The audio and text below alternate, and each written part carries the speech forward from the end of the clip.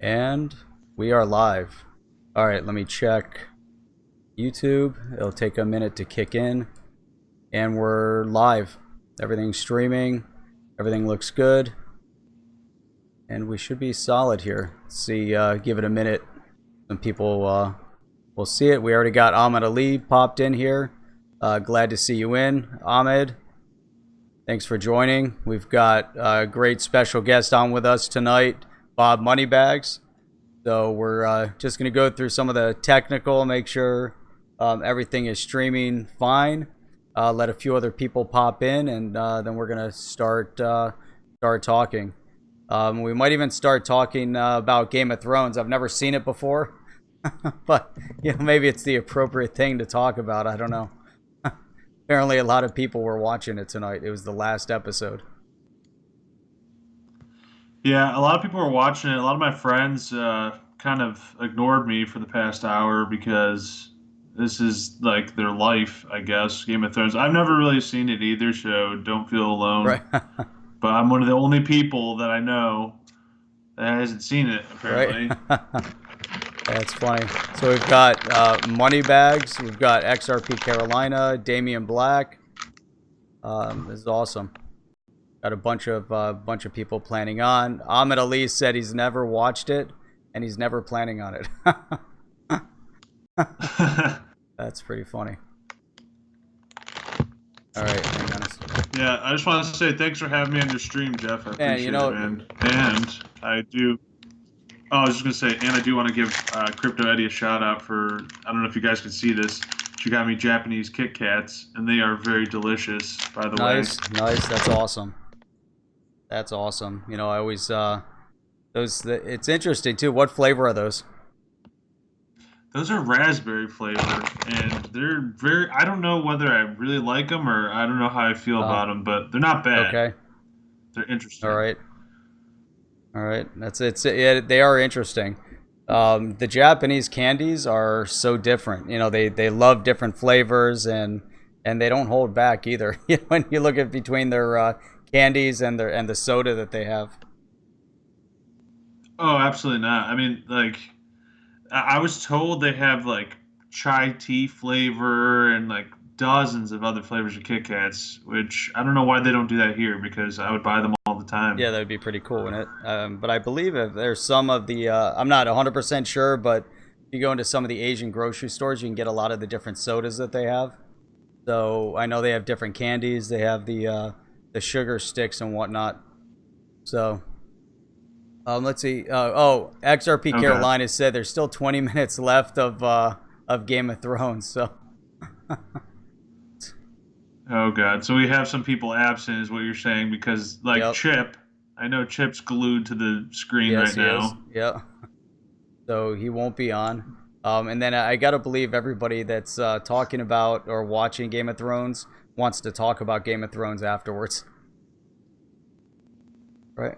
Yeah, we got to hear what's going on. Like, what am I missing? Are we missing something really important, or is it not worth the investment of? I don't even know. What is it? 8 seasons? Oh, is it? Is it not really worth it? Yeah, I think it's 8 seasons. Yeah.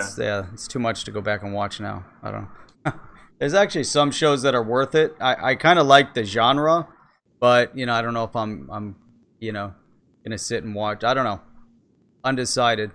I don't have enough time to sit and watch anyway. So I don't know what I'm thinking. Exactly. I think that's what it is. Like the genre, I like it, I guess. I think I would like it a lot, but it's just that's too much for me to invest in, and I don't know. I'm too lazy to start a show knowing I have to go with 8 full Right. seasons. So this is awesome. I'm really glad to have you on tonight. There's so much for us to talk about, so much to go into. You've been hitting, the streams lately yourself. Starting up a great channel. Obviously, you've been engaged in the space. I know. I watched you when you were on with Chip the other night. But I'm trying to remember just to kind of do a quick recap. When did you get into digital asset? Was it within the past year, or has it been a couple years already? When I became informed of digital assets, it's been about 8 years, but I wasn't actually active until late 2016, because my friends, they would screw around. My friends in high school and stuff, back from like elementary school, I've known these guys forever. They would screw around on the dark web and not really do anything, but they just did mischievous stuff that I wouldn't recommend to anybody. So don't say I recommended it, to be safe. None of us recommend that, but they were messing around with Bitcoin because Bitcoin was a means of exchange on the dark web for things that probably we don't need to know about. But they were messing around with Bitcoin and they thought it was cool. They thought the concept was cool, and they found out about Bitcoin because of this. So maybe it might have turned out to be a good thing in the long run, I guess. Because they would tell me about it, and I'm like, what kind of value does it have? I didn't know much about it, and I thought it was kind of pointless at the time, just because I lacked the knowledge that I do have now, and about digital assets. I just thought it was like, a made up currency like you see in a video game or something. I don't know. I didn't know anything about it. So years go by, and I hear more and more about it from my friends and how the price has gone up. Not all the time, just now and then I'd hear a thing or two about it. And then one of my buddies was showing me, because I asked him, I was like, what is Bitcoin exactly, and why does it even have value? Because I noticed the price was going up. And this was when it was like a few $100s at this point. And he explained all these other different cryptocurrencies that are out there. I remember he was going on a list of them, like Ethereum, all of them. I don't even think Litecoin was really a thing back then. It was, but it just didn't have any traction price-wise. Same as Ethereum, but they were projects that people were focused on. And then one of them that he mentioned was XRP. And what year was that? That was 2016? That was late 2016, and that's when I first heard about it. And his explanation was a little bit inaccurate, but he did hit some points that were fairly true, and it got me interested. And I was like, okay, let me look into this more. And I only knew like a basic 5-minute lesson of XRP, of what it was. So I didn't even, and what Ripple was. And at that time, I didn't even know that they were two different entities of some sort. I just kind of used them interchangeably, but I was interested. I was like, let me look into this, and I bought some late 2016, and it was more or less trying to make a quick buck at that point, I will admit, because I didn't know as much, but I thought it was interesting, and I thought the price would go up, at least enough for me to make a quick buck. But I wasn't invested with my full heart into it. Invested in the long run for it at that time, at least. It's different now, but late 2016 and early 2017, those were buying opportunities for me. I actually got in. I think my average price was around 3 cents, if I'm not mistaken. It was around 3 cents, and I had a lot of XRP, and I wish I still held on to it, but that's right. We're still at a good buying opportunity, I believe. I firmly believe it now that I know a lot more than I did a few years ago. I can certainly feel comfortable saying that I missed out on that opportunity, but it's easy to say that, oh, I missed out on it, and had I held to $3 or something, I would have made so much money. But realistically, nobody really knew that was going to happen that fast, and I'm looking at this time as more buying opportunities. Yeah. So that's kind of how it went. I slowly learned more over time, really from 2000. The middle of 2017 to late 2017, when that bull run was happening, I started to actually dig in more and learn more about it, actually take the time. And then really all of last year was just like when I actually knew what I was doing and learned everything about it. So it was kind of a process. For me, it was more of just like a money thing at first, because I didn't know much about it and thought, oh, hey, maybe I can make a quick buck. But my mentality changed. It brought a whole new light to it the last maybe 2 years. Okay. I mean, that's impressive. The fact, understanding the space, being involved in the space, although, in and out, that's fine. The key, obviously, from this lesson and all of this, is that you did get back engaged in the space, and that it's still around, and not only is it around, but it's increased in value, really exponentially, right? If you look at a gain from 3 cents to where we're sitting now. I think a little bit earlier I looked, it was about 42 cents. Obviously, we sat at the 28, 29 cents for a while. End of 2017, we sat at the 24 cents for a long time. But with all good things, this space continuously progresses in the right direction. So like you said, we're still in an accumulation point at a good value. Exactly, and that's the mindset you have to have if you're really invested in this in the long run. And I truly am now. I could say at this point, and it took some time definitely to create that mindset with continuous flows of information over the years from either Twitter or doing my own research online about it. Not everything on Twitter, I must say. Fair warning: don't believe everything you see on Twitter. But obviously, I mean, you should take that. I mean, I try to hopefully believe maybe 50%. Yeah. If I see something big, I click on it and then I do more extensive research to confirm it. Hopefully, so I try to be fair, but don't believe everything you see. Don't base it on the headlines. Right. But sometimes it could be they're sharing news that is actually legitimate. So yes, sometimes that actually is beneficial if it's actually confirmed. Yeah. So, but yeah, I mean, that's my thing. I totally agree with that mindset. Now it's just an accumulation time, even though the price is slowly going up. I don't think this is the true value of what XRP should hold. I think it's way undervalued, as well as several other digital assets I think are tremendously undervalued. So I think this is a great time to get in. And I always try to tell my friends that too, that don't know enough about it, or they only heard of Bitcoin or something. I say this is a good time to actually look into it and get invested if you're going to. Yeah, that's great. That's awesome. Hey, let me just take a minute to recognize a few people that popped on here. Regular viewers, subscribers. We've got Matt Richter came in. Run into him a lot in all the different streams as well. We've got Kelly Slade. Just came in. Wildstar. Wildstar sends me a lot of messages post-stream. Always misses the live stream, and Wildstar made it for a live stream. So glad to see you all here. We're definitely gonna have a great conversation tonight. I think we're already off to a great start. Annalise George just popped in. So So here's some big questions. And I think as we get into the digital asset space, we're looking and I put together some nice talking points, but just going through some of the notes that I'm seeing in the stream.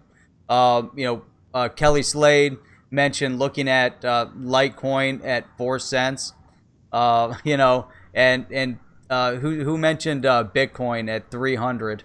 Let me scroll back up. That was XRP Carolina. It looked at Bitcoin at $300. And so really everybody at their right moment is going to get involved in an investment.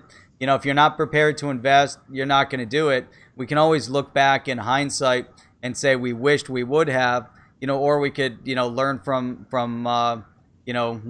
it. We can look at the market trend, and then we can make more informed decisions as we move forward. So a lot of times, especially within an investment, I see this a lot with stocks.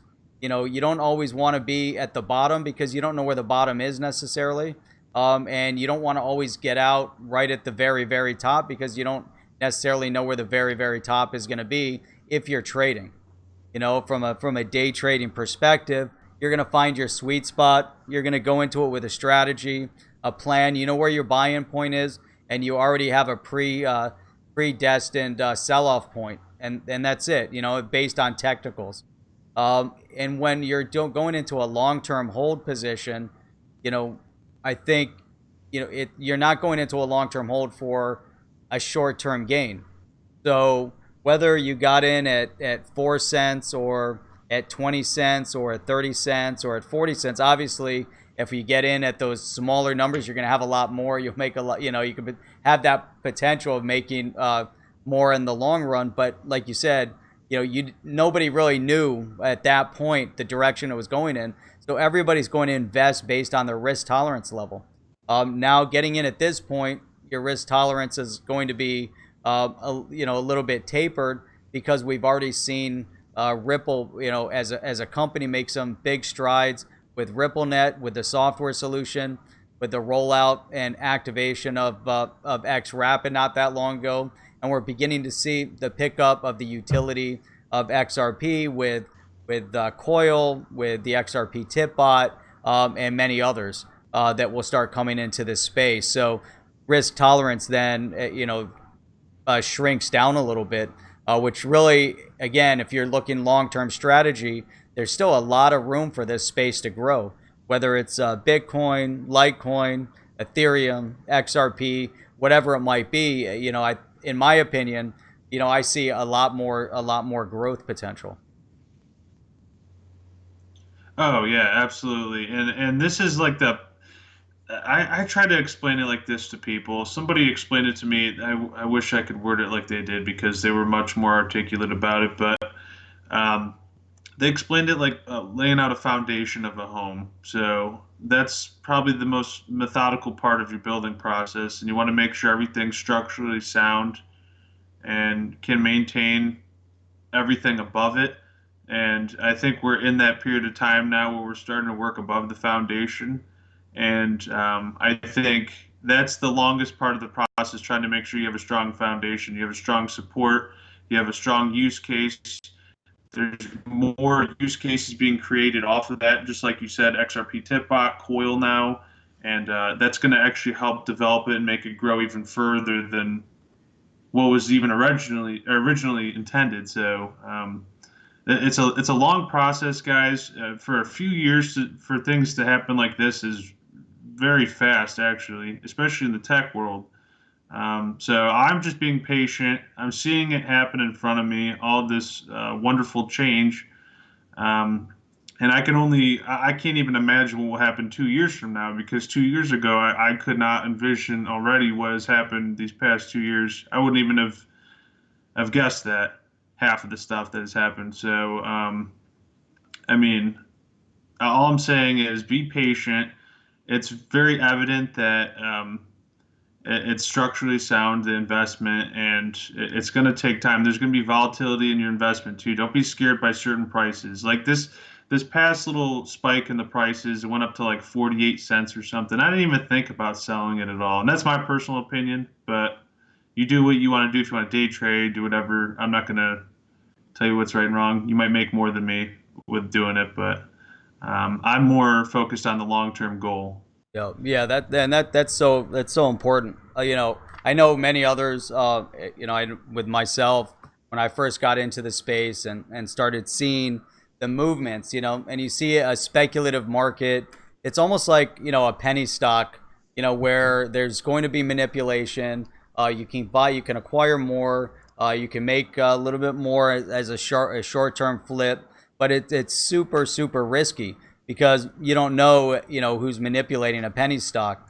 When you get into the digital asset space, it's still relatively speculative, and we don't know exactly what's tugging the ups and downs. We can all speculate at it. They talk about big whales that are potentially moving the market.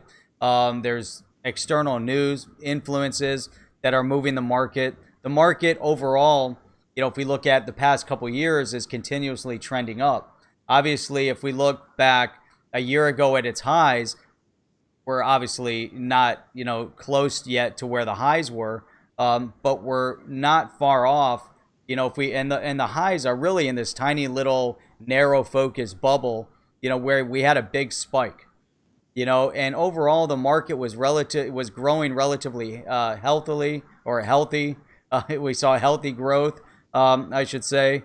And then all of a sudden there was that major spike, and that major spike there was a ton of speculation, a ton of FOMO. The media hyped it up so much, so people just piled into it, and then now it tapered back off. To me, the proof in the industry though is that even after it came down, even after we've gone through this significant bear market cycle, we still see a significant amount of optimism. The other side of it, though, when you're investing in a space like this, so when we're investing in stocks, obviously you're going to look at the fundamentals of the company. Here, it's very difficult to look at fundamentals of a company when they're really, the digital asset isn't tied to the fundamentals of a company. But it is based on utility. It is based on growth in the space. And it also is based on the adoption from a mainstream level or recognition at a government level and the central banks, and the fact that the IMF is involved in discussions, the fact that the U.S. government's involved in discussion, the governments in Switzerland, the governments in Japan, the governments in Thailand, all over the world, governments are now engaging in discussion over digital asset and how digital asset as a financial asset is impacting our global economy. And then we have blockchain technology, which is going to revolutionize a lot of the way things are done. So there's just so much. To me, that's the outlook. That's the optimism in this space. If we go back to one of the things that Jeff Bezos had said in an interview, it was on, I forget what channel that it was on. I believe Mr. B XRP had posted this one a while back on Twitter. And Jeff Bezos, this was late 90s, so probably like 97, 98. He was interviewed, and he was saying during the 80s, there was no way to predict which company was going to come out on top. Was it Microsoft? Was it Apple? Was it a whole slew of others at that time? Who was going to come out on top? The high-tech boom of the 90s, hard to predict who was going to succeed, who was going to fail. But right now we're seeing a very similar case, across all these blockchain companies, and then also the actual real-world utility of the digital asset space. Everybody's vying. One thing that when we focus in on, the top three right now, we can look at Bitcoin. Bitcoin pretty much is going to exist as it was first in market, and the way people look at and identify it as a digital gold. And then we have XRP, right? And XRP, obviously, I'm preaching to the choir, but this is kind of how I think through the process as well.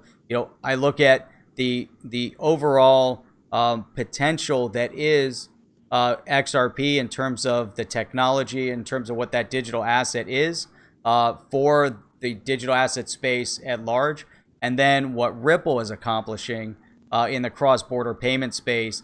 And when you see this positive news, we're witnessing kind of the beginning stages of identifying which of the digital assets, which of these blockchain companies will come out on top.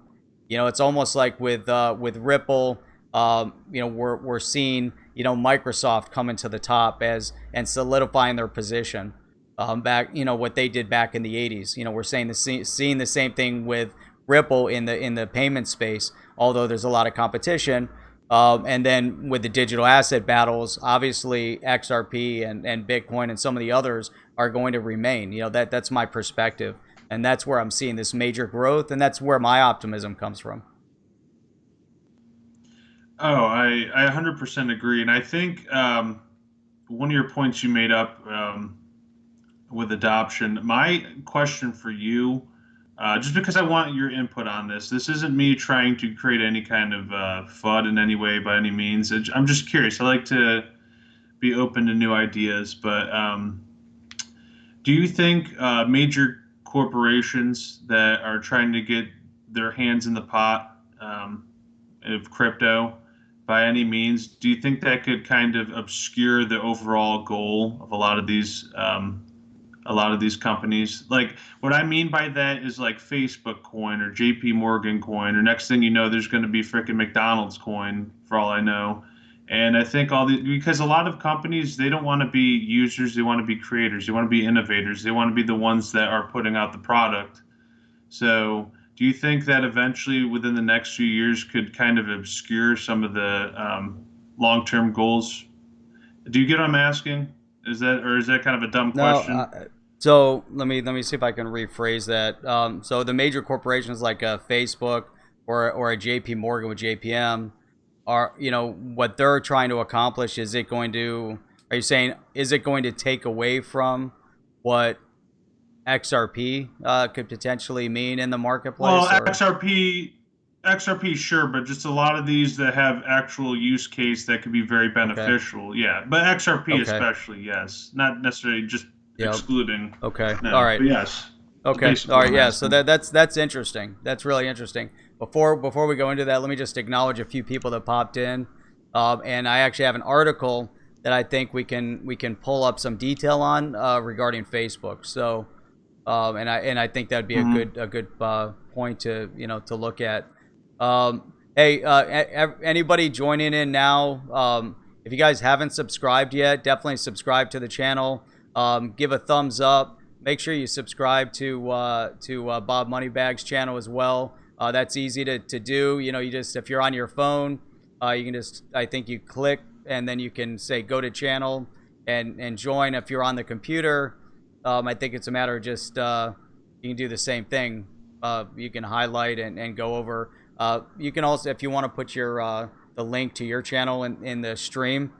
For anyone who hasn't joined yet, that'd be great if you guys do that. Also, if you guys want to tweet this out, that would be super helpful. And then I see, let's see, DNI, Digital Nomad Investor, popped in. Dan has just popped in a little while ago. I believe I'd mentioned Annalise George, and then I believe Spanish Fly just came in as well. So glad to see all you guys in. We're having a great conversation here with Bob Moneybags. We'll still have a lot more to go. So DNI, let's see, you just had there were a couple of statements here. I scrolled up and then I flew right past it. The one where he says company-specific coins are only good internally, so it won't affect XRP. Yep, that's one thing. There it is. Yeah, that's what I was looking for. Yep. Yeah. And then, yeah, go ahead. Oh, I didn't mean to interrupt, but that's what I'm saying. I like to open up in these conversations. I learn from them as well, so I like your guys' input on this. This isn't me trying to, by any means, trying to create any kind of FUD in any way. No, it's just kind of like opening the dialogue a little bit, and I don't know if it was a stupid question or if it's just kind of interesting. Yep. But it's just something I think about sometimes where it kind of bothers me, but maybe that's just me. Wildstar says, really, it was IBM that made Microsoft what it is today. The original IBM PCs gave Microsoft software and computers and general legitimacy, and that's WildStar. That definitely is the case. I think there was a lot of things going on at that time. Between Apple, Microsoft, IBM. And let's not call it theft of software, but let's call it maybe misappropriation of softwares and technology. But it was kind of the time. That's what was going on at that point. You have guys building stuff out of their garage. There was a lot of emotional conflict and tension during that period of time to see who's going to get their technology out there. And obviously IBM was the bigger name at that point. It's definitely interesting to see that, because that kind of tension seems to continue into other industries as well. So. All right, well, we got Joshua Lynn here from Melbourne, Australia. Awesome, welcome. Glad to have you on from the other side of the world, where it's winter right now, I believe. Annalise DNI said theft, a.k.a. paying tribute. I like that. So, all right, so let's look at this. So from my perspective, I look at competition as a healthy thing. I think competition in any space is important. It was the CEO of Dropbox that had made a statement based on competition, and he had said, if you don't have competition, then you're not doing something important. That means that an important space like the payment space, within digital assets, whether it's in finance or what we're going to see with blockchain companies, if it comes to logistics, if it comes to healthcare, if it comes to voting, whatever it might be, those are all important spaces. People are going to start vying for the number one spot. Software development between IBM, Microsoft, and Apple at the time, that was super, super important. Obviously, things had to happen, and we had some solid competition at the time, to really prove the case of that technology being significant. And if we're going to focus in to digital assets, if we want to look at what Ripple is doing, taking on and competing against Swift, which was really, it wasn't the only game in town, but it was the most utilized game in town. They basically held a monopoly with over 10,000 customers, utilizing Swift, which is pretty large. Now, when we have Facebook and JP Morgan and all these others coming in, I look at JP Morgan as an interesting case study, mainly because they badmouthed the digital asset blockchain space for so long, as we have seen a lot of the FUD being spread through the financial industry, as they were building out their base to get into the industry. So I think we have that, but with them, the JPM coin seemed at first to be more of a Me Too coin, but now they've really rolled it out. They started attracting customers utilizing it, but they're in a silo. So this silo means that only JP Morgan customers can trade in the JPM coin, and they're the only ones that can utilize it. Getting it from the outside, I mean, my knowledge on the technical side is relatively limited on how they're going to go in and program it and see the transaction from that perspective. However, I believe that this is why it's important to have a bridge currency. So let's say Facebook, and that was this latest article that just popped up actually that I pulled to talk about, and Facebook looking into the digital asset space. So here it says Facebook forms a Swiss fintech firm with a payments focus. So right, this factors exactly into what we're talking about. This article was on Reuters a couple days ago. We're starting to see, mainstream media picking up on these articles. It's not just CCN and some of the other blockchain digital asset websites. We're seeing mainstream media pick up on a lot of this stuff.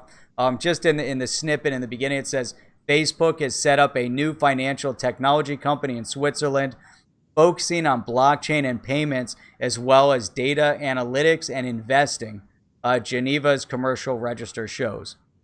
So here, Libra Networks with Facebook Holdings. So they registered, so it looks like some form of a partnership. Obviously, what's important to Facebook is a way to monetize their 2 billion users. Right now, Facebook is really, I think as we progress in this space, Facebook is almost getting played out, right? Social media as a whole, people are, and maybe I'm wrong about this, at least I feel this for myself anyways, I feel like I'm in social media burnout, where, I used to be all about Facebook, and I'll go on Facebook all the time, and you always want to post on Facebook and see what's going on Facebook. But was that interaction in Facebook, was that the right interaction? It's still a nice way to keep in touch with people. Twitter is a little bit more engaging. It's shorter. Is that the right interaction? I think people like the face-to-face. They like the talking interaction, like we're seeing with what we're doing in streaming and engaging in YouTube, with YouTube videos and the communities and stuff like that. But then there's too many platforms out there, so at some point, if we're going to get social media burnout, that means that Facebook, which is mostly a tech, stay in touch with your friends and family and share pictures of yourself eating platform, which has then accused people of manipulating politics by posting ads on Facebook. And, that's stupidity. It really, I mean, we could have a whole conversation on the fact that someone that's getting their political information from an ad on Facebook, really probably shouldn't be voting to begin with. That means that's the wrong source of news information. So, Facebook obviously is this more, it's not the news source. It's not the place where people are engaging in serious banter, or where you should go to learn, and so how often and how many times can, Facebook keep going back to the same business model? So I think that's where, from Facebook's perspective, looking into the digital asset space and figuring out a way to benefit from their 2 billion subscribers is really going to be through getting involved in the payment space, monetizing further the people that they're working with. You know, if they can do it through a digital asset, then all of a sudden you get the FB coin that's utilized in a whole different segment of the industry. Now you're utilizing Facebook as a messaging platform as well, so they could take what they do best in messaging, you know, pack that in if they can. I don't know if they'll be able to, but pack it in a privacy secure method, and now all of a sudden they potentially have a Ripple net like solution. You know, I'm just, I don't know. You know, I don't know if that's the right way of going about doing it, but I'm just thinking, you know, that could be the potential direction they're going in. Maybe they're just looking at a way to monetize from a micro payment perspective. You know, how do we take advantage? And I could be off base completely, but that just seems to be, you know, what's happening. You know, I don't know. No, I think that's how they approached it. When I heard of Facebook making Facebook coin, that was their intent. I think it was more of them trying to branch out by any means, because social media can only go on for so long before, like you said, it kind of dies off in certain ways, and they have to make fun somehow. Um, I kind of liked your point you made about different platforms kind of reaching out to different social aspects of people. Like YouTube, it could be more face to face, like we're doing right now. Twitter is more short, might be to the point. Facebook, my thing is Facebook. Like, what do you really get? I don't really use Facebook that much. Like, what kind of interactions do you usually have, other than I usually just see memes on Facebook, so I don't really use it anymore. Yeah. But it kind of died off. It died off from 10 years ago. 10 years ago, everybody I knew had it. Now people have it, but they don't use it. So they need to That's expand interesting. somehow. Yeah, I think that's interesting. You know, as people go into other platforms, you know, personally, you know, when I go back, I like Facebook from the intent that it keeps people together, where it was really meant to be a social kind of communication, uh, you know, um, platform to where you could stay in touch with people that you've met anywhere in the world, and that's what I always enjoyed about it. My problem Right. with Facebook is that the majority, and I have a lot of people that are in my following, or that I follow or engaged in, friends with, whatever the phrase is, that are all political. So you know, so there should have been a split between uh, political Facebook and personal Facebook, but then that's too much to manage. So now it's all meshed into one, and I don't know the majority of the people. I mean, I probably know, you know, a handful of people, but there's a whole bunch of people on there I don't even know who they are, you know, and so, you know, or at least they're somehow in, you know, friends of friends that are all engaged politically, but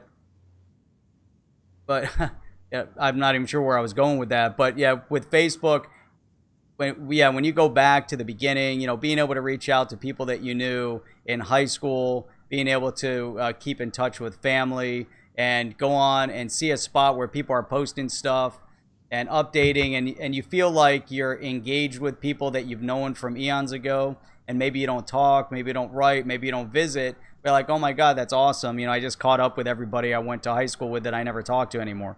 You know, is that good or Uh, bad? You know, I don't even know if that's necessarily a good thing. You know, it's maybe sentimental, but I don't know if that's a positive. But what I can say is, what's interesting is, you know, through my travels and adding people into Facebook from traveling, then all of a sudden I'm keeping in touch with people in different parts of the world a little bit easier.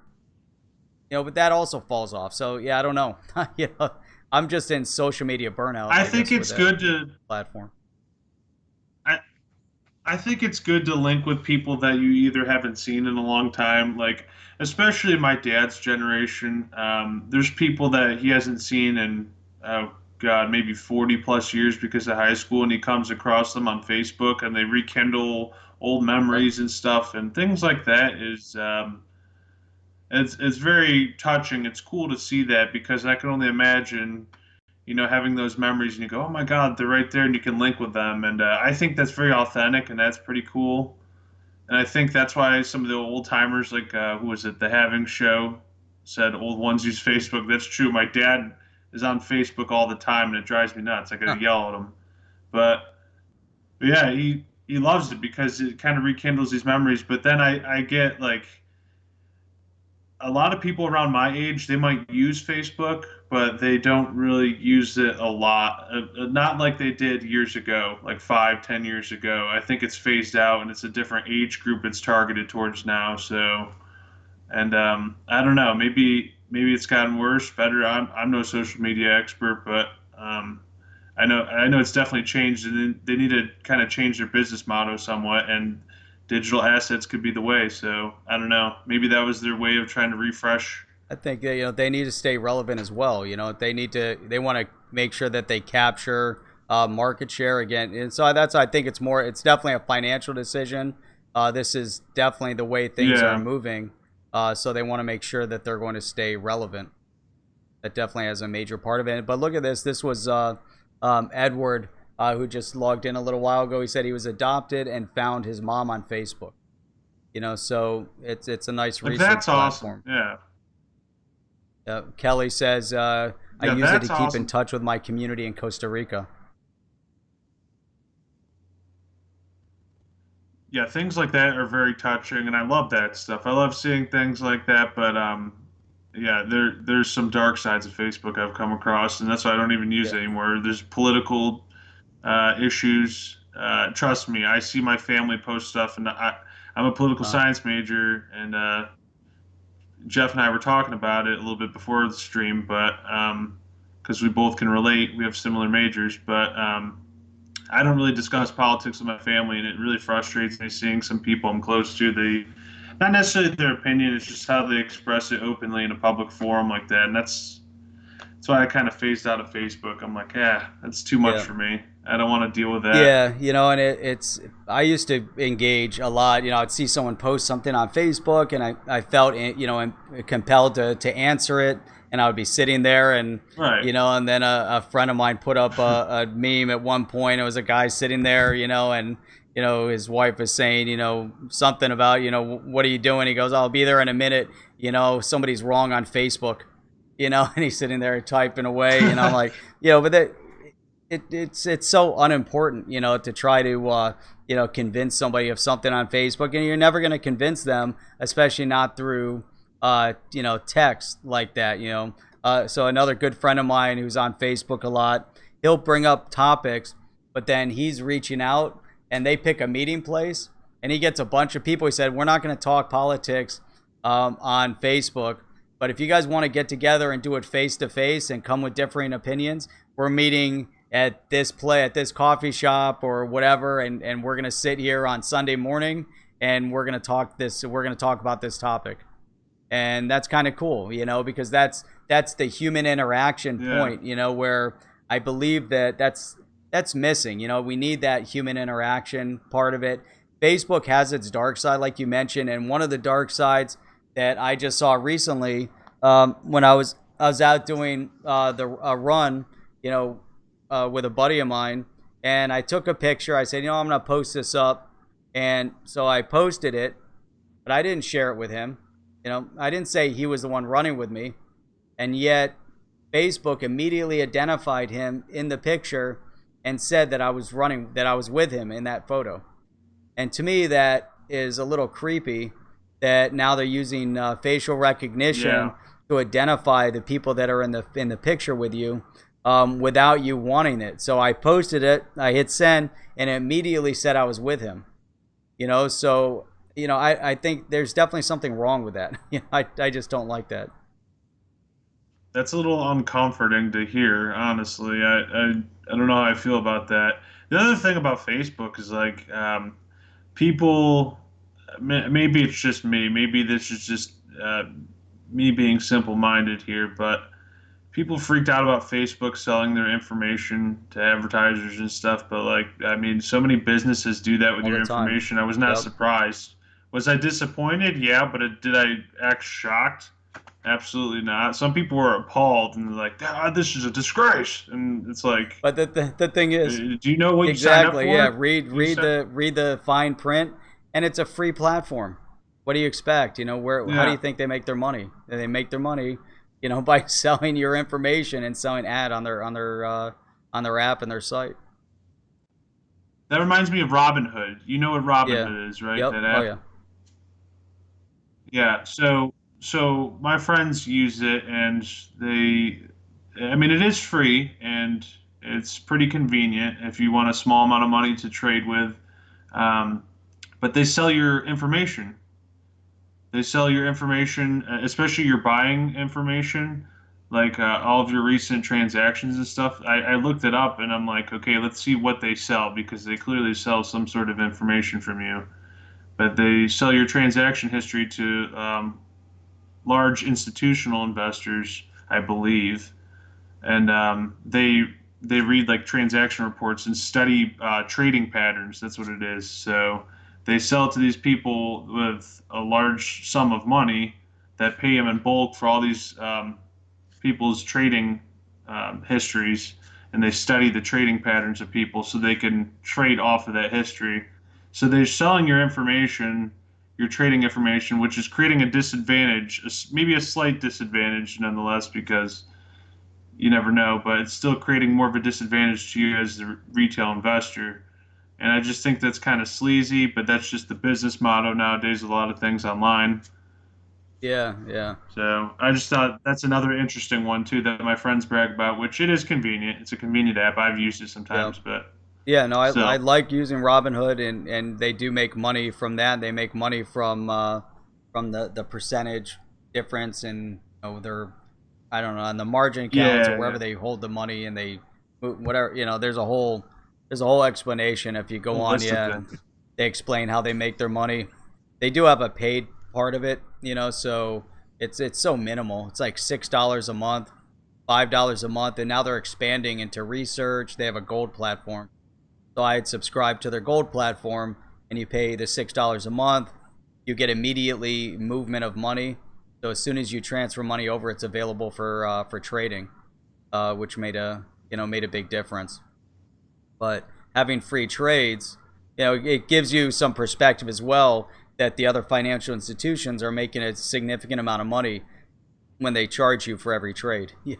So there's definitely some room there, and I think we even learn even further when we get into the digital asset space that there's really a nice cushion to where the financial institutions are making money, or when we get into the digital asset space, which is where I see really the significance of the entire industry moving towards.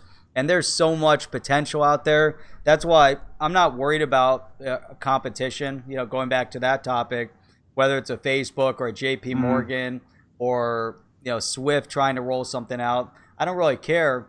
Because we've got so many people in this world. How many trillions of people do we have? And there's so many people that are completely untapped at this point that aren't even participating in the marketplace. So if they're only participating, in the fiat side of the market, then their circle of influence for where they can buy and sell goods is only within a walking distance or a driving distance from where they live. Whereas once they can engage in a global economy, and they can start a business where, let's say, like here, you start up a business and you want to buy some product in Africa, you'll find a way to get that product from the guy on the street that's selling it with cash currency. And but imagine now if that person on the street that's selling his good in Africa has access to sell you and find you as the buyer, and sell it to you directly without all the middlemen involved in it, and find a way to do that and open up a platform to where they can collect money from you, where it doesn't impact them negatively from a financial perspective if they have to open up a bank account, or all the cost of managing a visa. Because if you're going to buy goods from somebody, you're not going to send fiat. You're not going to do a wire transfer or an ACH. You're going to want to use a credit card.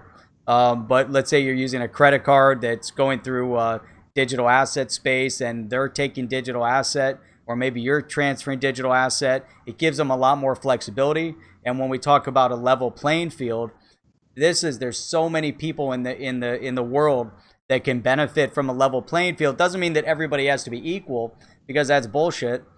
People don't have to be equal. People need to have opportunity, and people need to have equal. They need to be equal access to the opportunity.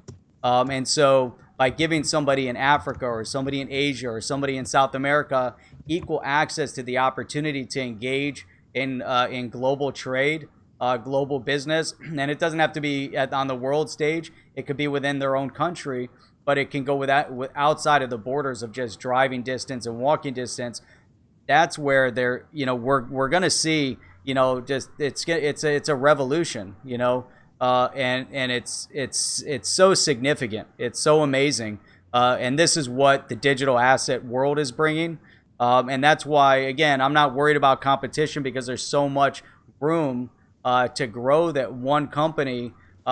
It wouldn't be right for one company to be involved in managing all of that. Because then you're going to create them as a monopoly. You're going to need multiple parties to really help and manage this entire growth in the space. Plus, with competition, it makes everybody else better.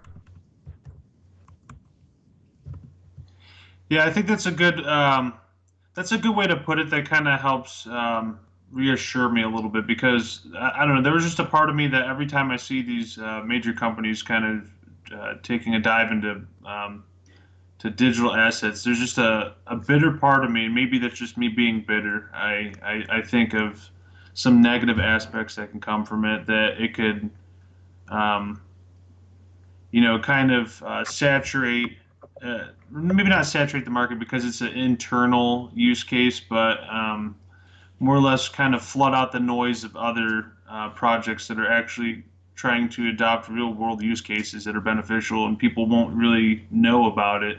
Like, I know people that know about JP Morgan coin, but have never heard of XRP, because JP Morgan coin is in the news. And it's just kind of like small things like that that kind of ticks me off. But like, I'm not saying they're going to compete with them or anything. That's not my suggestion at all, because it's two totally different things. But I think you kind of helped reassure me with competition is always healthy in any kind of capitalist society. I think it only helps innovate. So, and the real winners are going to come out and have real use cases that are actually beneficial. So for institutions and retail investors, or just everyday users, they don't have to be investors, but if it has a real world use case, it's going to survive. And if it's beneficial and fast, inexpensive, such as XRP, I think it's going to really, it won't matter if these other companies get involved or not. So it's a pretty good, you shine some light on it that kind of helped reassure me a little. And that wasn't, like I said, again, it wasn't me trying to, hate or spread some, but no, it was just kind of opening the dialogue a little bit, because there's a little bitter part of me sometimes whenever I see big money kind of doing their own thing. And I call it big money, Right? yes, but You can't avoid it. You can't yeah, avoid it. I It's guess a you can't reality. avoid it. So yeah, it's you kind of open my eyes a little bit with that, and that's why I like to bring this stuff up, because I like to learn from it too, and kind of formulate, new opinions from it. And if you think about it, today, you're talking about big money being a JP Morgan, or, a Facebook or a Google. Big money is going to have a whole different meaning a couple years from now. We already see the growth of the Binance and the Coinbase and others, and the amounts of profit that they're generating are going to be historical. I mean, it's just unreal. We're going to see, people become trillionaires, and more billionaires being created if this space continues to grow in the direction it has been going. It's going to be unbelievable. And so again, big money is going to be relative at that point. Yeah, absolutely. And another thing to add on to your point, I noticed that money is made a lot quicker by these people now because of innovation. So I keep using that word, but yeah, I like it. It's easy. Um, but look at an example, the tech industry. The tech industry makes so much money because it's look at Bill Gates, for example. Look at um, what's his name? Facebook guy, Mark Zuckerberg.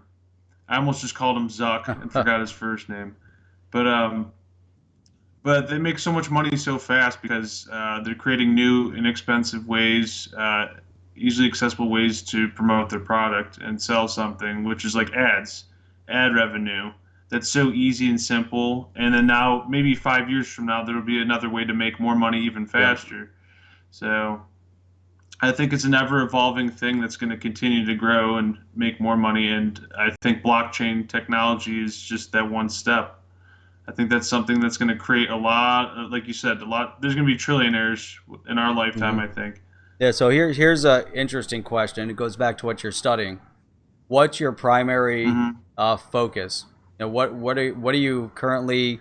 If you said, hey, this is where if you get to write a paper, you get to do an independent study, this is what you want to do it on, or this is what you are writing it on or studying about. I'm almost afraid to answer that because every time somebody asks me that, then they dive a lot deeper. But yeah, American government is one thing I like a lot. That's what I tend to focus my studies on more. My degree is just general poli sci, so it's not specific. Um, like how there's like four main branches of political science. I'm not like a specific branch, but I'm more focused on American government, I'd say. And I do focus on. I love political economy, but my main focus for my degree is American Okay. government. So All right. Now you're going. Are you going to go to getting a PhD? Is that what you're? Where are you in? Where are you in the mm, process right now? I'm about to get my Okay. undergrad, What's your goal and then? then I plan on getting. There you go. My goal is to get my MPA, and I want to get involved in some sort of public office, either public office or get involved in a government agency of some sort, and actually contribute in any way that I can. But I would like to go towards public office because I think that's something that I'm driven for. I want to help individuals. I want to actually try to create change, even if it's at a municipal level, something relatively small. You know what I mean? But I think getting active within the community is something that is, I think, appropriate for me. I care about I care about people. I care about making change, positive change, um, and having a leadership role within society. And that's what I think I want to do with my life. So I'm focused on it. I'm driven. Nobody's going to knock me off course. If they do something better with yourself because I'm not changing. That's what I'm going to do in my life. No, that's awesome. And that's definitely commendable. Helping people. But what part of helping people? What does that mean exactly? I actually, okay, so before I get to like specifically what I want Yeah. to do, I want to say small parts about helping Okay. people. So, kind of like the charity work the Good Souls group does within the XRP community. That's just one of the things that I do things outside of XRP community in my own personal life that I don't brag about or talk about because it's something that's important to me and I like contributing any way that I can. So, like nonprofits, for example, for charities, I like doing charity work because that's something I don't need to invest my time in and money or efforts, but I do because it's my way of trying to contribute to something that's much bigger than myself that helps out others in any way possible. So, nonprofits is a big one for me. I actually am working with, well, not working with, but my one professor is trying to get me to go through certain nonprofits right now for an internship. I would like to do some nonprofit work. That's one thing I'm kind of interested in as well. So that's one route I might go in life, but we'll see. I'm still young, so but that's something that I'm very passionate about is charity Okay. work, and that's what was so attractive with the Good Souls group for me because I love any. It was a neat it was a neat way to help raise awareness for these charities and raise funds. And using XRP, I thought it was just the perfect mix for me. I was like, I need to get involved and contribute in any way that I can, and it's just grown into something so tremendous in the past 8 months or so. So that's just one small point that I wanted to make was the Good Souls group, for example. I got to thank them enough because that actually is important to me. I do a lot of personal work with charities outside of XRP community and stuff. And that's something that's important to me. That might be a path that I go down in life, but I don't want to say for sure because I don't know. I have mixed feelings on it, yeah. But yeah, so nonprofits could be one route I go, or like I said, public office. My goal would be, my minor goal would be something like a mayor or city council, right? But I don't stop there. You're not going to stop at a certain goal. I would like to go higher than that, obviously, but in life that would be like my goals I set are like in steps. So I would like to be at least at like a municipal level of some sort, contributing in some way. That's interesting. That really is. I mean, that's kind of gives you a glimpse into what your thought process is and your directions in life. And where you're starting now at this point. It's definitely it's important. It's definitely important. I hate to interrupt. I'm sorry, but also being a public servant is you have to have a certain type of you have to have some certain type of characteristic traits or persona that you have to be open-minded. You have to take constructive criticism fairly well, and if you really truly care about what the community's needs are, and you want to help create some positive change, if you want to be a true public administrator and benefit and try to benefit society in any way, you have to take those criticisms and know that you do not know everything. And that's why I say that to everybody all the time. I say I'm a talking dummy and I joke about it, but I'm not going to sit here and act like I know way more than that, because I don't. I know what I know, and I like the question I asked you. I like to learn everybody else's insights because it helps me kind of evolve my opinion on things. Yeah. And I don't judge. I don't judge your opinion. I think I like your insight. This is like a microcosm of what I'm talking about. But I'm just saying, like our stream right now, how we're talking about XRP. You were talking about companies. Competition is fairly healthy for it. Some insight like that could be beneficial for me to, for later dialogue with somebody, or my interested on something else. So I think those are traits somebody needs to have if they're going to go into any sort of public office. Unfortunately, we don't see that in Congress, but no. But yes, that's something that they should have. Yeah, I think that's good. I can tell you, my philosophy on life, to political life, anyways, is that I believe that anybody involved in political life should work in the private sector, and if they don't have they're not in touch with what's really happening in the world. And that's one of my biggest issues with a lot of these politicians that are in Congress or elsewhere that have made that their lifelong career to be in Congress. And I'm not knocking any form of political aspiration because that's always been on my agenda as well, to run for office. And I've had multiple discussions, and I've supported many people running for office, and some of them are sitting in office today in Washington that I've helped, and so or have sat in Washington. So I think it's important, but you learn so much in the private sector. Professors in school. And it was difficult for me, because I went from undergrad right into graduate school. And so, I would sit with my professors. I interviewed my professors in graduate school, and I chose not to take courses with professors that had never worked outside of the university. And the head of my program, she never had any experience outside of university life. And I said, you know what? I have no respect for her, because her opinion on the topic that we're trying to study isn't really relevant, because she was just regurgitating information. She didn't really do enough independent study in real world, in the real world. Whereas some of the professors that I worked with were, very heavily involved, whether it was in politics or economics on a global stage. And then I was able to study with those people, or on the economics business side, someone that came from business as a CEO or other, and so those were the people that I kind of gravitated to because I wanted to learn from real world experience. And so the one thing that I could say, is, not to say, I want to give you advice or anything like that. And I think it's so relevant within the digital asset space. So there's really two things.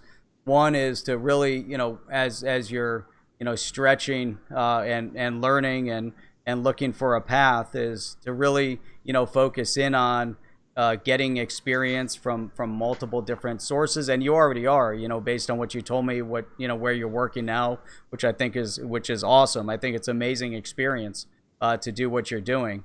And then another area that I believe from a social support perspective, and an area that nobody seems to focus in on, is economic education down to the most basic fundamental, which is money management, and teaching people in the community how to manage money.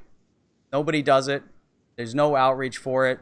There's a lot of charitable causes. There's a lot of handouts from the government, but there's not one organization that I've seen that goes into these poorer communities and educates people not just on money management, but how to make money, right? And so we see this whether they're in the poorer communities. You see it significantly within professional sports athletes that had millions of dollars and now are broke. And that's because they were never educated, the basics of financial management.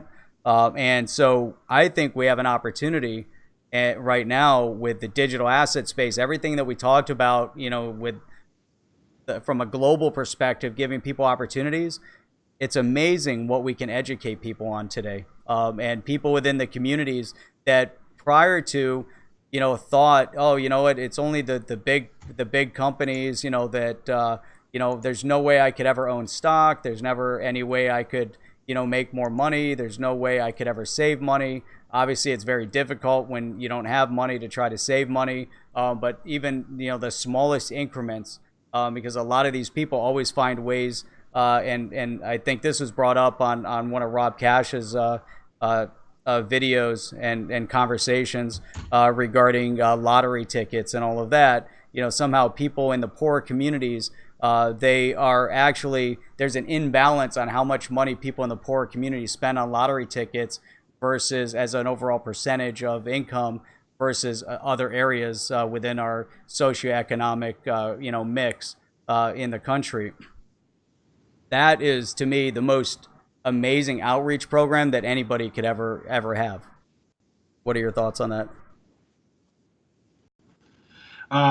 I think money management is essential. I think that's something that does, and actually somebody in your comment section, Wildstar1063, he said something I actually 100% agree with. He said money management should be tight as a required course in high school. I actually really agree because they teach you finance, but it's like the basic form. It's not actual money management. It's just personal finance. It's a basic regurgitate crap class.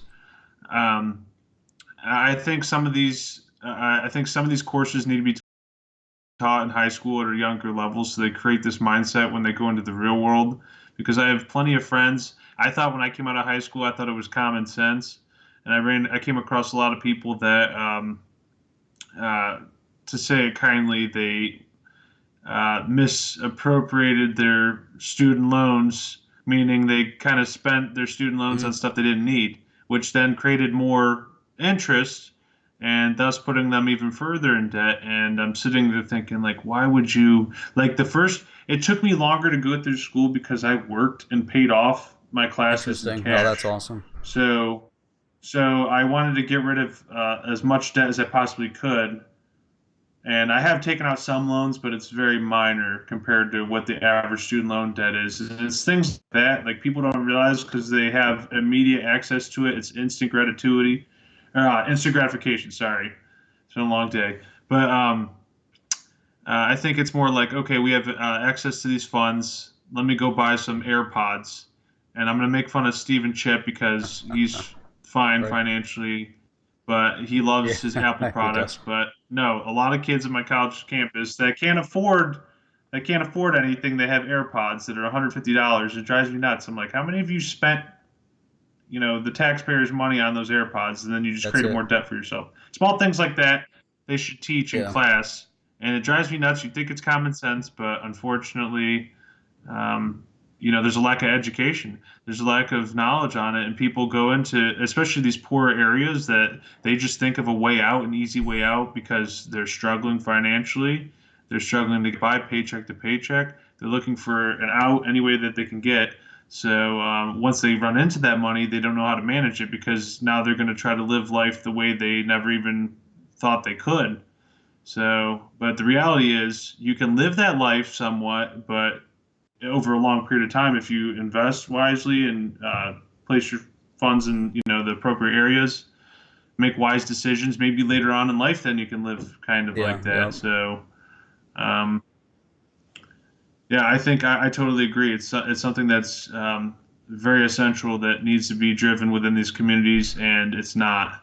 Unfortunately, it's more focused on entitlements, and some entitlements are good. Yes, I agree. There's some entitlements that are essential, but once you start pushing out too much entitlements, then those citizens aren't held accountable Yeah. for their actions.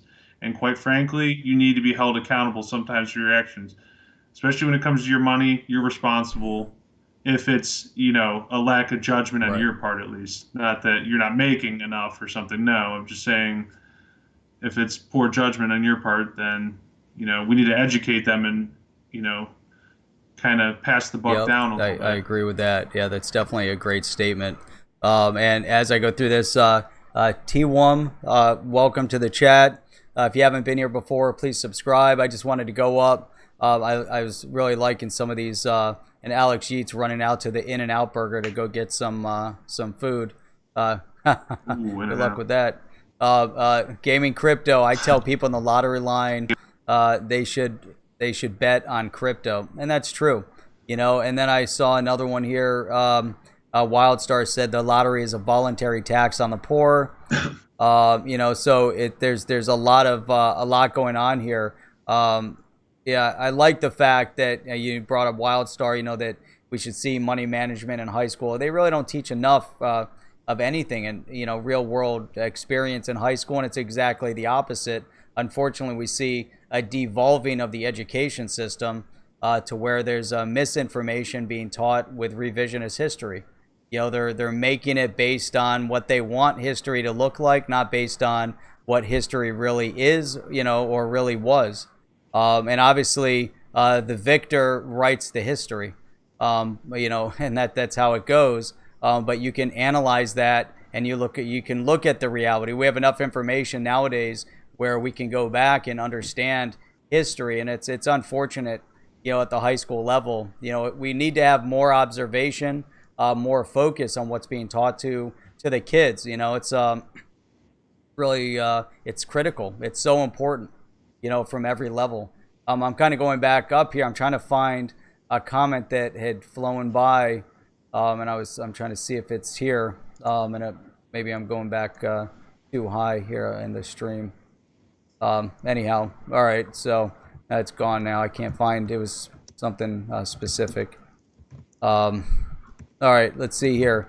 Dan said the disabled and retired should get help. Otherwise, you need to work. And that's definitely for sure, without a doubt. Tammy Douglas said, "I've spent all my Powerball money on XRP." You gotta love that. Yeah, you know what? I love that. That's a great statement. That's I totally, well, I agree with Dan.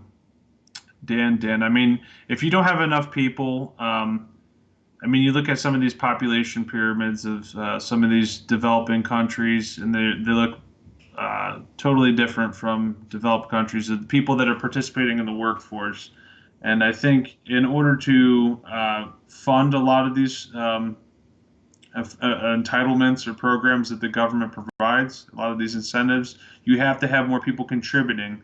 If you don't contribute, you're a freeloader. That's literally what you are by definition. You're freeloaders. You have to contribute in society in order to.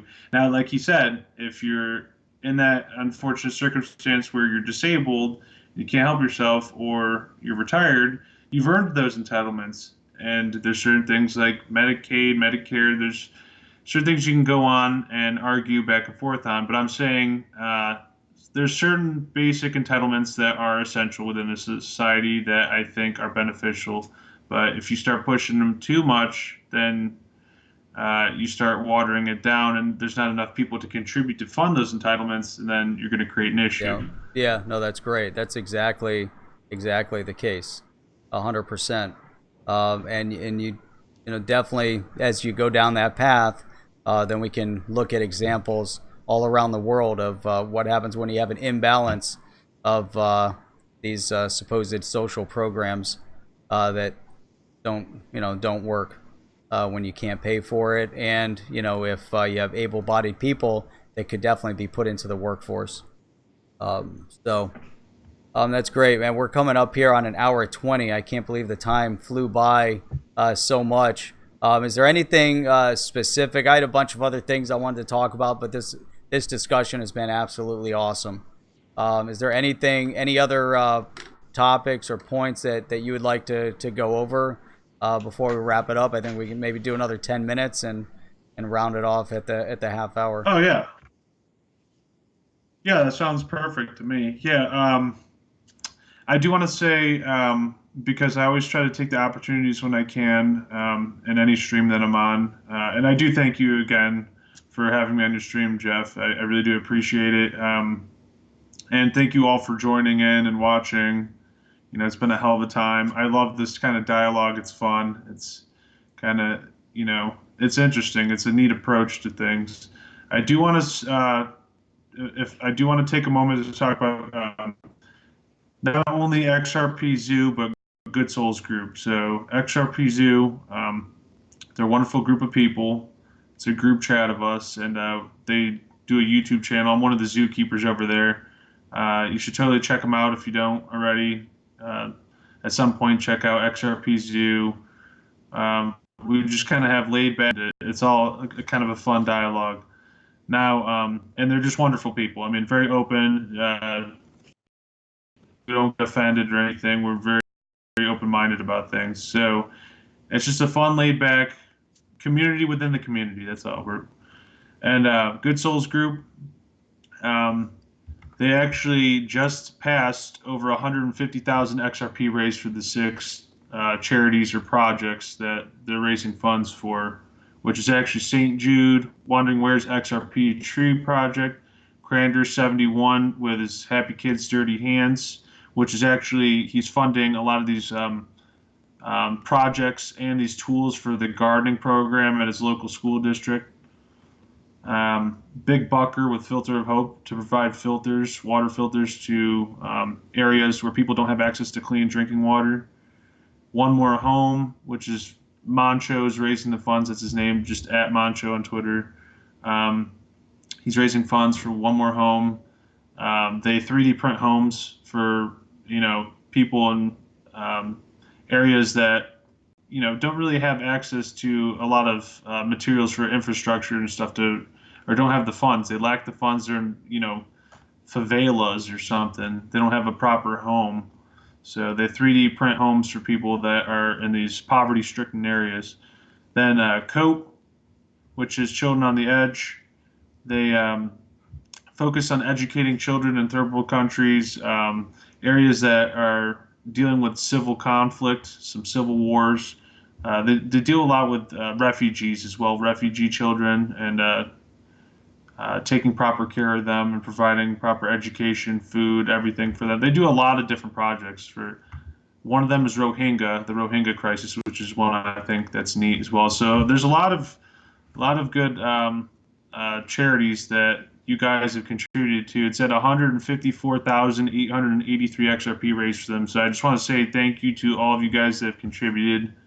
And I can't thank you enough because it just means so much to me. I'm one of many people that, any of you guys that are involved, but it's just so awesome to see it grow into something like this just in such a short period of time. Obviously, you guys care, and I just want to show my appreciation to you. So thank you all.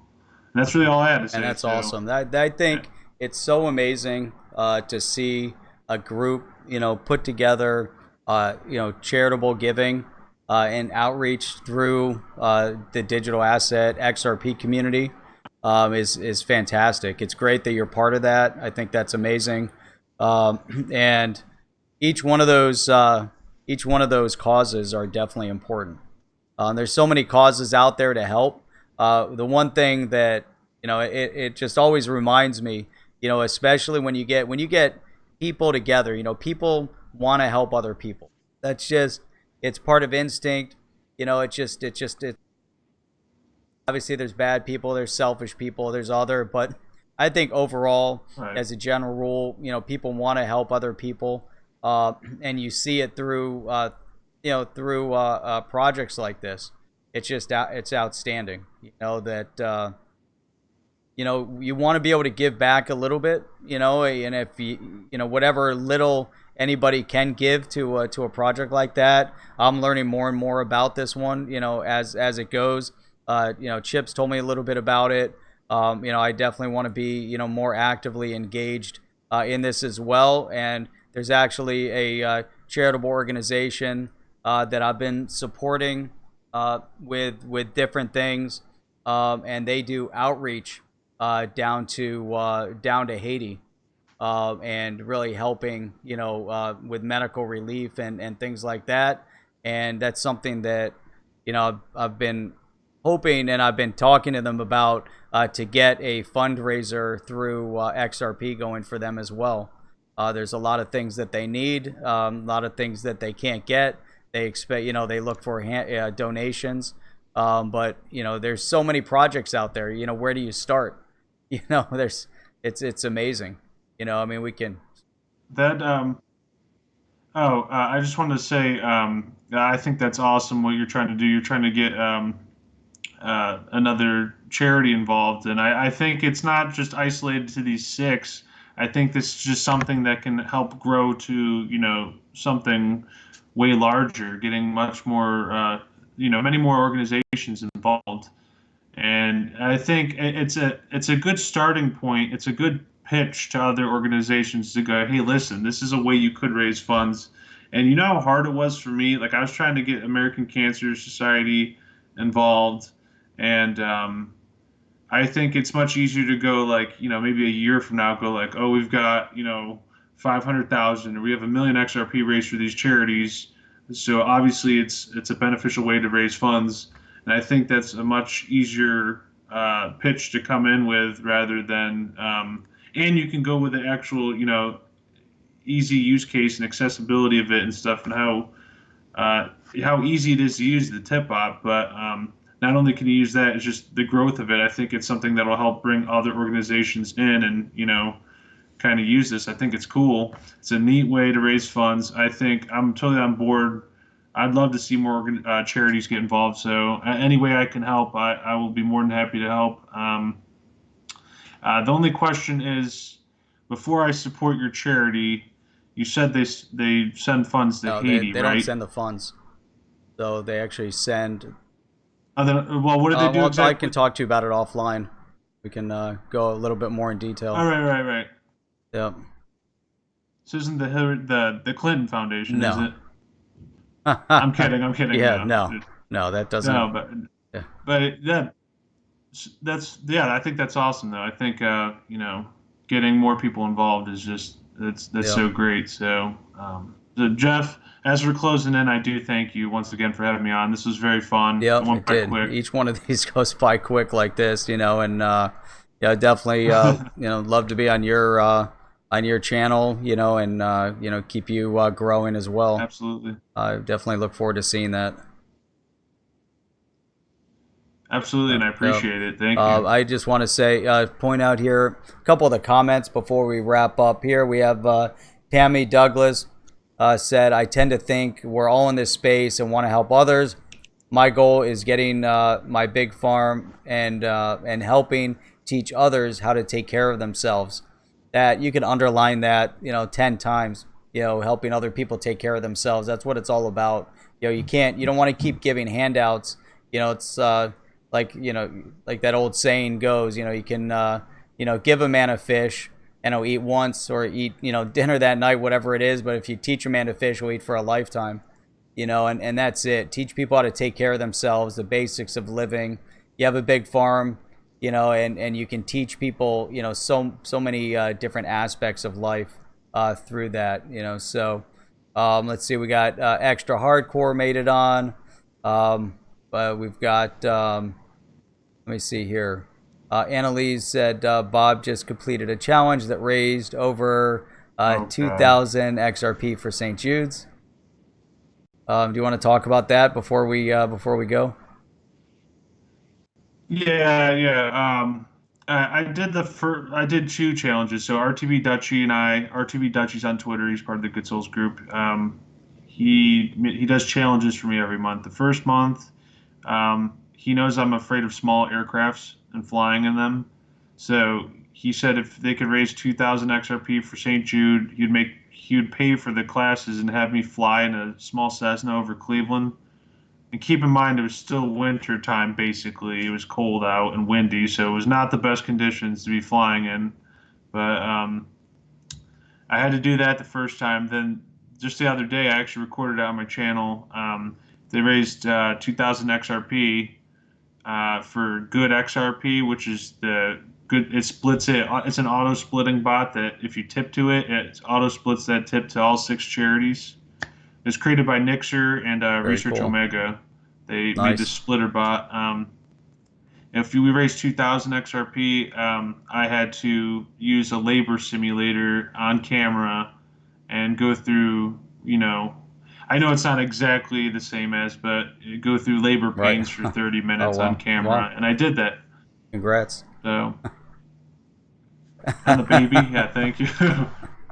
That's awesome. That's fantastic. It's good to see. I mean, you're totally engaged. That's awesome. Really commendable. Yeah. So hey, Moneybags here wants an update on TTA.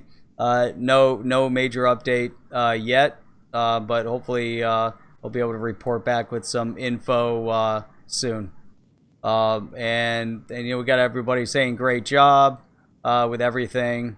Great job, Bob. You're probably seeing the comments too. So, yeah, this is awesome, man. Definitely look forward to having you back on and talking to you more and really getting engaged with everything that we're all working on. So, with that, and we'll wrap it up. So, again, I look for, I really appreciate everybody taking the time out of their evening to join us online here and engage in this conversation. Thank you, DNI, for enlightening everyone here on some of the things that how Facebook is being utilized, and it just everybody being on tonight, following, supporting, and that's it. Tomorrow night I'll be doing another live stream. Join in at tomorrow's Monday. Yep, 10 o'clock tomorrow night as well. DNI will be streaming from 9 until 10. So with that, I'll check you guys all out later on the next live stream. And until that time, keep on hodling your crypto. See you guys. Thanks, Bob.